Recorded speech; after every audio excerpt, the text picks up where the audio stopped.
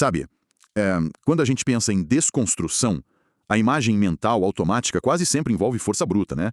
A engenharia moderna meio que nos condicionou a associar a queda de grandes estruturas a, sei lá, explosivos, maquinário pesado e muita poeira. Uhum, com certeza. Aquela coisa bem barulhenta. Exato. Mas hoje, nesta nossa imersão profunda, preparada sob medida para quem nos escuta, a gente tem em mãos um material que vira essa lógica completamente de cabeça para baixo. Totalmente. É uma quebra de expectativa gigante. Pois é. Nós vamos analisar trechos de um documento fascinante e, profundamente filosófico, que é datado de 16 de março de 2026. E olha, o título por si só já é uma provocação. Ele se chama Derrube seus muros internos com suavidade. É um título que propõe um paradoxo logo de cara, sabe? Porque a nossa missão aqui hoje não é fazer uma simples leitura dinâmica. A ideia é investigar uma interseção muito específica que o autor faz. Ele cruza a ideia de evolução pessoal através de múltiplas existências com o papel do amor romântico. E o mais interessante é que o amor não entra como um prêmio ou um conto de fadas no final da história. Não mesmo. Ele entra como uma ferramenta primária.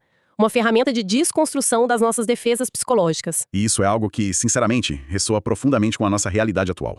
A gente vive imerso em uma cultura que glorifica a resistência, né? Aquela blindagem emocional. A força implacável para alcançar o sucesso a qualquer custo. Exatamente, a cultura do não demonstre fraqueza. Isso. E esse texto, no entanto, oferece uma via alternativa e totalmente contraintuitiva. Ele sugere que a verdadeira evolução acontece pela vulnerabilidade. Ok, vamos desvendar isso. O autor ele não começa falando de romance logo de cara. Não, ele prepara um terreno bem maior. Sim, ele constrói um palco muito mais amplo para essa discussão. Ele introduz a premissa de um ciclo contínuo de vidas. Exatamente. A fundação do argumento começa com a ideia de que, e eu cito, em cada encarnação, uma vida nova, mais uma história a ser descrita. E o que é crucial entender aqui é o porquê dessa mecânica, segundo o texto. Não se trata de um ciclo punitivo, sabe? Como se fosse um castigo. Isso, não é um castigo. A encarnação é descrita como uma tela em branco, onde a gente traz tendências de um passado contínuo, mas com o propósito exclusivo de buscar novos aprendizados. Tipo um recomeço mesmo. Exato. A mecânica da evolução, nessa visão, exige o apagamento temporário da memória para que a identidade atual possa focar naquilo que precisa ser superado agora, sem aquele peso excessivo do que já passou. Mas aqui, eu preciso fazer um papel de advogada do diabo rapidinho. Vai em frente. Porque logo na sequência o texto traz uma afirmação que me causou um certo desconforto, sabe? Ele diz que o grande desafio é vencer os, entre aspas, obstáculos que nós mesmos criamos. Ah, sim. Essa parte é delicada. Confesso que numa primeira leitura isso soou um pouco como culpabilização pra mim. Se a gente pensar na crueldade do mundo, em tragédias ou traumas sistêmicos, dizer que alguém arquitetou as próprias barreiras não é invalidar a dor dessa pessoa. Como que o autor sustenta uma ideia dessas? Olha, essa é uma crítica essencial e muito compreensível. Mas se a gente analisar a fundo, o que é fascinante aqui é que o texto não está falando sobre atrair tragédias externas. Entendi. Ele não está justificando abusos. Ele está mapeando a nossa arquitetura interna. Os obstáculos que nós mesmos criamos são os mecanismos de defesa, sabe? Ah, as nossas reações. Isso. As crenças limitantes, o cinismo e o isolamento que a gente desenvolve em resposta ao mundo. O evento externo pode não ser nossa culpa de jeito nenhum. Mas o muro de pedra que a gente ergue ao redor do peito e que nos impede de conectar com os outros depois desse evento, esse muro foi projetado e construído por nós. Nossa, faz todo sentido. É como se a vida fosse um jogo de videogame absurdamente complexo, mas com uma peculiaridade bem cruel. Qual? Em um nível inconsciente, o próprio jogador programou os labirintos emocionais dos quais ele agora precisa escapar. Tipo, o desenvolvedor do jogo e o jogador são a mesma entidade. Adorei a analogia. Então, o grande chefão da última fase, sabe? Aquele obstáculo colossal que impede o progresso, não é uma força alienígena ou um inimigo externo. É a nossa própria rigidez, eu que inventei o chefão. A analogia do videogame ilustra perfeitamente a intencionalidade do processo, porque a gente desenha armadilhas emocionais muito específicas porque a gente precisa desenvolver as habilidades necessárias para desarmá-las. Caramba. E isso exige uma humildade radical para aceitar. Significa, parar de culpar as circunstâncias e olhar para dentro. Dói, né? Dói bastante. E o texto reforça isso ao mencionar que pessoas que aceitam esse desafio interno são, por definição, vencedoras. Ele nos incentiva a olhar para aqueles que são mais valentes e persistentes, usando a bravura alheia não como motivo para inveja. Mas como inspiração. Sim, como prova irrefutável de que é possível desarmar as próprias armadilhas. O que nos obriga a fazer uma transição lógica muito importante agora. Porque, se assumirmos que a grande batalha da existência é interna e que os muros foram criados por nós mesmos para testar nossa capacidade de superação, surge uma pergunta óbvia. Por que não fazer isso sozinho? Exatamente. Por que envolver outra pessoa nisso? Se o labirinto é meu, a lógica ditaria que a jornada devesse ser solitária, né? Fica lá eu e o meu labirinto. No entanto, o material introduz a figura do casal como uma solução. E aí que o paradigma muda completamente, porque muitas filosofias tradicionais associam a iluminação espiritual ao isolamento absoluto. Sim, a imagem do monge no topo da montanha. Exato.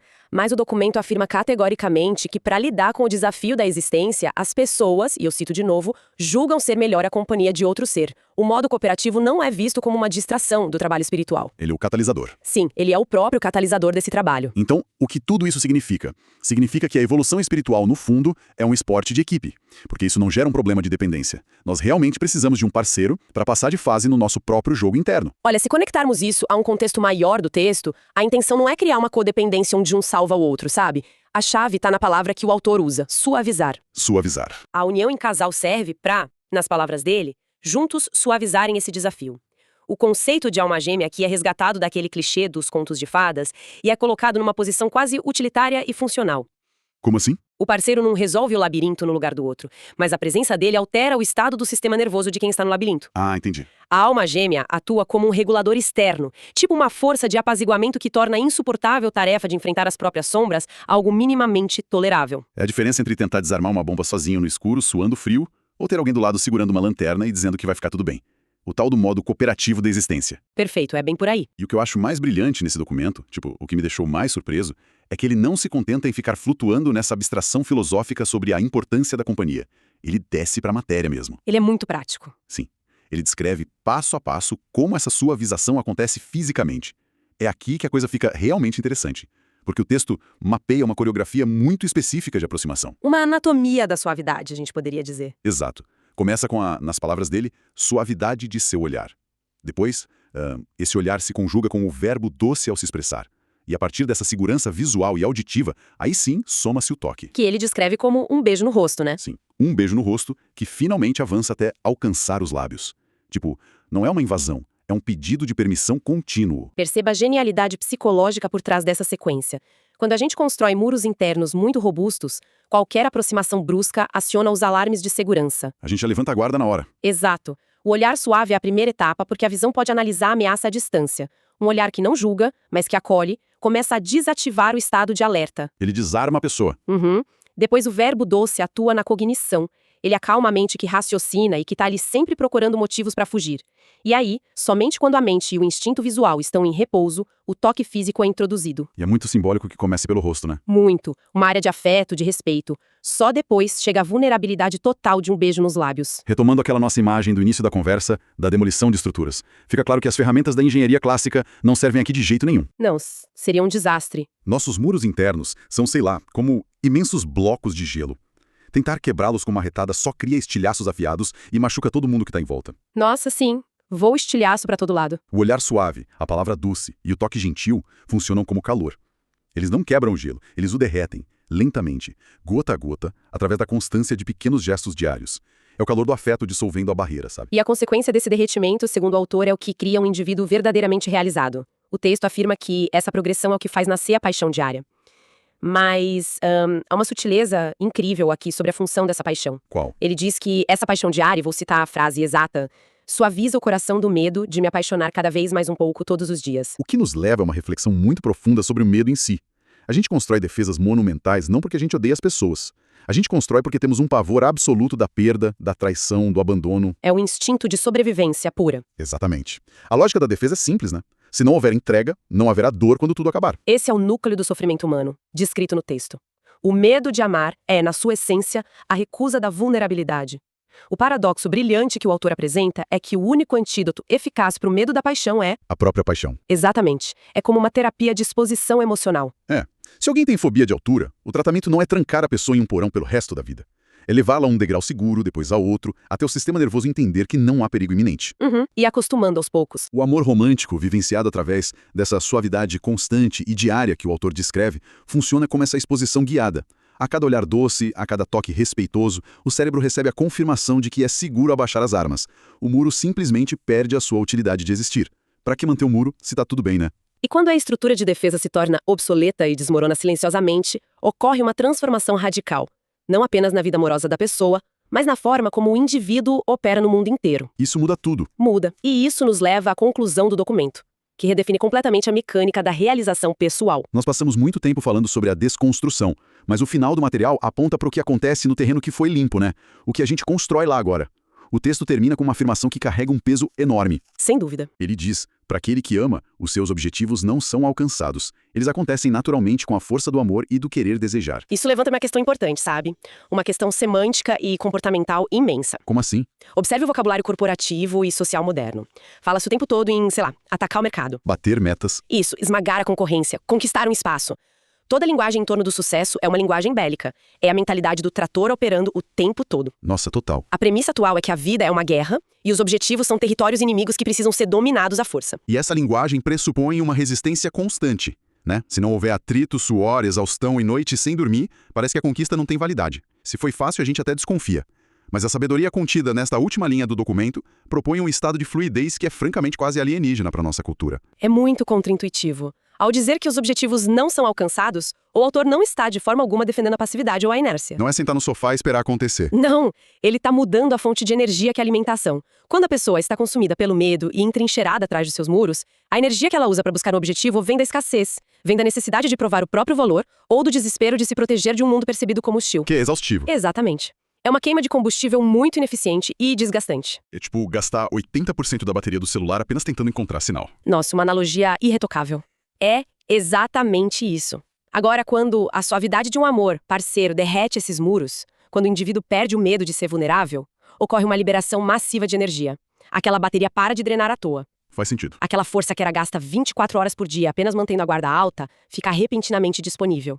E essa energia, agora movida pela força do amor e do querer desejar, entra em um estado de fluxo. É por isso que os objetivos acontecem naturalmente. O caminho interno está livre. Sim, o caminho em direção à ação está desimpedido.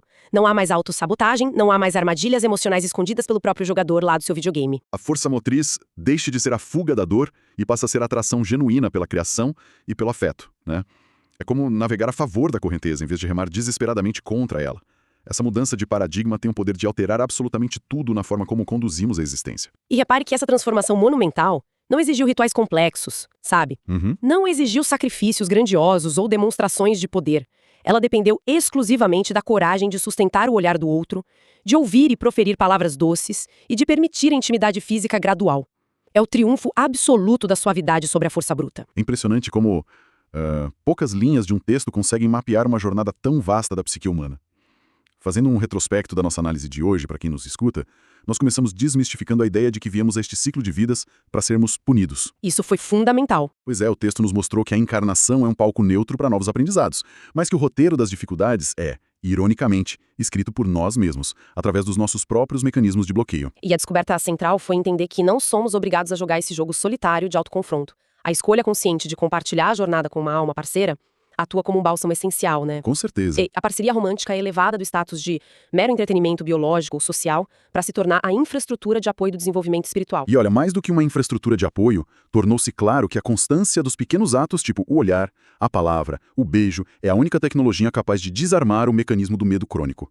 A vulnerabilidade diária, curando a repulsa pela própria vulnerabilidade. Culminando na revelação de que o sucesso e a realização pessoal, na visão de uma mente liberta do medo, não são espólios de guerra. Não são troféus sangrentos. Não são consequências orgânicas, florescimentos naturais de um estado de ser onde o desejo flui livre de bloqueios defensivos. É uma visão de mundo tão, assim, elegante e repousante, e isso nos leva diretamente de volta para a premissa que abriu a nossa conversa, o contraste evidente entre a cultura da bola de demolição e o derretimento sutil que é proposto por este documento de 2026. É a constatação pura e simples de que as ferramentas mais ruidosas e agressivas são completamente inúteis diante das construções da alma. O que, inevitavelmente, abre espaço para um último questionamento, né?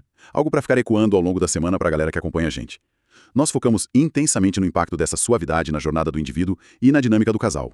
Mas se aceitarmos que a força do amor desimpedido é o motor mais eficiente para fazer os objetivos acontecerem, naturalmente, como isso deveria moldar as nossas estruturas coletivas? Olha, esse é um desdobramento sistêmico formidável. Exatamente. Porque atualmente nossas escolas, nosso modelo corporativo e até nosso sistema econômico baseiam-se na lógica da demolição e da competição severa, né?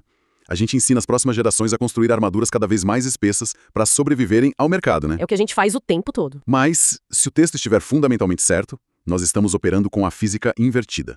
O que aconteceria com a inovação, com a ciência e com a economia, se em vez de treinarmos as pessoas para a batalha implacável, criássemos sistemas e métricas de sucesso fundamentados nesse modo cooperativo? Seria uma revolução. Se o maior objetivo da educação fosse, em vez de blindar o aluno, ensiná-lo a dominar a complexa arquitetura da suavidade. Isso transformaria não apenas a evolução espiritual do indivíduo, mas o destino prático da própria civilização. Sabe por quê? Por quê? Porque uma sociedade inteira que deixa de gastar energia segurando muros seria imparável. Imagina a quantidade de energia criativa liberada. Fica o convite para imaginar como seria o cotidiano dentro dessa nova arquitetura. Agradecemos imensamente a companhia nesta investigação.